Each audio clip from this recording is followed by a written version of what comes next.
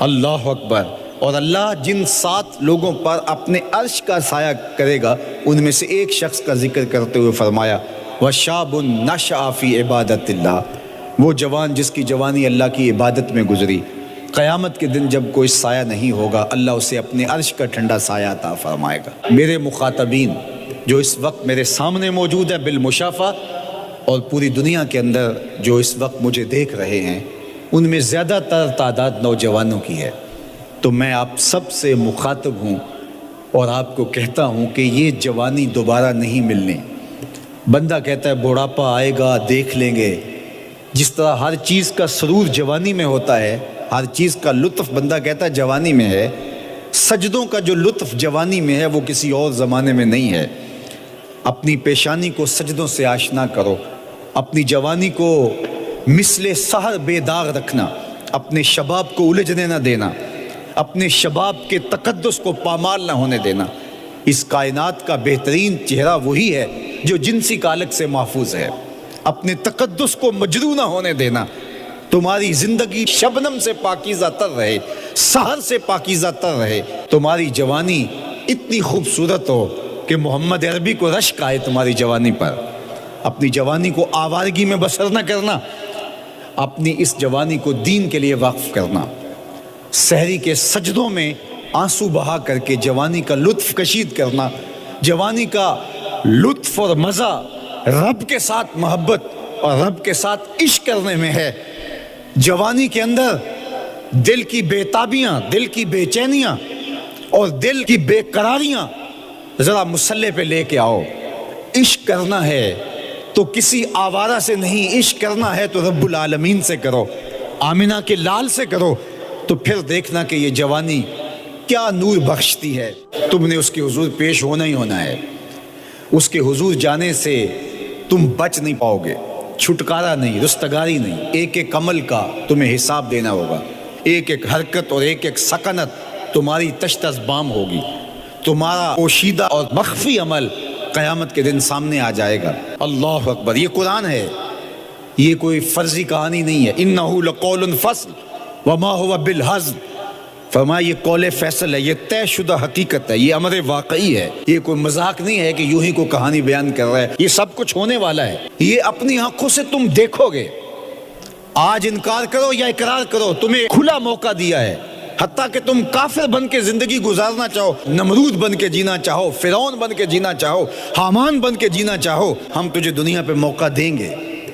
لیکن یہ نہیں ہے کہ جب زندگی کی بساط لپیٹے گی پھر کام ختم ہو جائے گا، نہیں، یہ تمہیں ہمیں فرصت دی ہے، پھر ہم نے تم سے حساب لینا ہے، ایک ایک عمل تمہارے سامنے آئے گا۔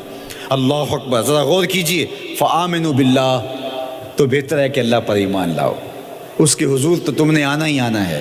بہتر نہیں ہے کہ جیتے جی آ جاؤ، پھر لوگ تجھے اٹھا کے لائیں گے، اچھا نہیں ہے کہ اپنے قدموں سے چل کے آ جاؤ۔ کی آگ سن لوک یعقوب تینوں جدوں ٹر پہ ہوں سر منہ گج کے تو، پھر جو کفن کی تنیوں میں لپیٹ کر کے تجھے لے کر کے جایا جائے گا، تو اچھا نہیں ہے کہ اپنے قدموں سے خود چل کے مالک کی دہلیز پہ چلے جاؤ۔ ایک حدیث میں آتا ہے کہ اللہ بندے کو اپنے سامنے سے ہٹنے نہیں دے گا جب تک اس سے 4 سوال نہیں کر لے گا۔ آپ دیکھیے، میں دیکھوں کیا ہم ان سوالوں کے جواب دینے کے لیے اپنے آپ کو تیار کر رہے ہیں۔ پہلی چیز، اللہ پوچھے گا عمر کہاں گزاری۔ دوسرا سوال، اللہ تعالیٰ علم کے بارے میں پوچھے گا، جو پڑھا تھا بتا عمل کہاں تک کیا۔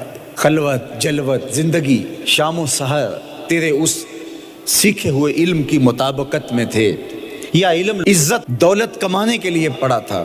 تیسری بات، اللہ پوچھے گا مال کمایا کیسے، اور مجھے بتا مال خرچ کہاں کیا۔ آج لوگ نیب سے ڈرتے ہیں کہ ہم سے پوچھ نہ لیا جائے کہ یہ آیا کہاں سے، منی ٹریل پیش کرو، یہاں ہم بچ جائیں گے۔ کوئی مکر، کوئی دھندا، کوئی فریب چل جائے گا، کوئی پریشر، کوئی افرادی قوت، کوئی سیاسی اثر و رسوخ، کوئی رشوت، کوئی سفارش، کچھ نہ کچھ تو راستہ نکل ہی آئے گا۔ اور آج کی دنیا میں صرف یہی پوچھا جاتا ہے کمایا کہاں سے، یہ نہیں پوچھا جاتا خرچ کہاں کیا، جیسے چاہو خرچ کرو، لیکن وہاں سوال ہوگا وَفِيمَا أَنفَقَهُ، خرچ کہاں کیا، یہ سوال بھی کیا جائے گا۔ وَعَنْ جِسْمِهِ فِيمَا أَبْلَاهُ، اور جسم کے بارے میں پوچھا جائے گا، اس جسم کو دی ہوئی توانائیوں کو خرچ کہاں کیا۔ بعض روایت میں ان شباب ہی فیما ابلا ہو، جوانی کے بارے میں پوچھا جائے گا، تیری جوانی کے خوبصورت دن کہاں گزرے، مجنو بن کے چوکوں میں کھڑا تو نہیں رہا، پارکوں کے گرد پروانوں کی طرح گھومتا تو نہیں رہا، تیری نظر بدکاریاں تو نہیں کرتی رہی، اپنی خواہشات کا غلام بن کے زندگی تو نہیں گزاری، تیری ساری ساری رات 4 انچ کی سکرین کے اوپر بدکاریاں کرتے بسر تو نہیں ہوئی۔ پوچھا جائے گا بتا جوانی کہاں گزری، جوانی مستانی ہے یہ کہہ کر کے تو نے ہر ضابطے سے چھٹی تو نہیں کر لی تھی، یا جوانی کے تقدس کو تو نے محفوظ کیا اور راتوں کی تنہائیوں میں اللہ کے حضور سجدہ ریزی کرتا رہا۔ میرے اور آپ کے آقا و مولا نے فرمایا جو جوان جوانی میں توبہ کرے وہ اللہ کو محبوب ہے۔ ایک درخت کو لوگ پوجنے لگے تو وہاں ایک صوفی تھا، عبادت گزار تھا، شب زندہ دار تھا، اسے پتا چلا کہ لوگ درخت کو پوج رہے ہیں، تو اس کے دل میں بڑی غیرت جاگی، توحید کی غیرت ہوتی ہے، وہ جاگی اور وہ کھڑا ہوا، اس درخت کو کاٹ دوں گا جس کو لوگ اللہ کا شریک سمجھ رہے ہیں اور پوج رہے ہیں۔ ہاتھ میں کلہاڑا پکڑا اور اس درخت کو کاٹنے کے لیے نکلا۔ راستے کے اندر شیطان کھڑا تھا، اس نے کہا میں تو نہیں جانے دوں گا، اور شیطان نے راستہ روکا، اس نے پٹک کے شیطان کو زمین پہ مارا اور اس کی چھاتی پہ بیٹھ گیا۔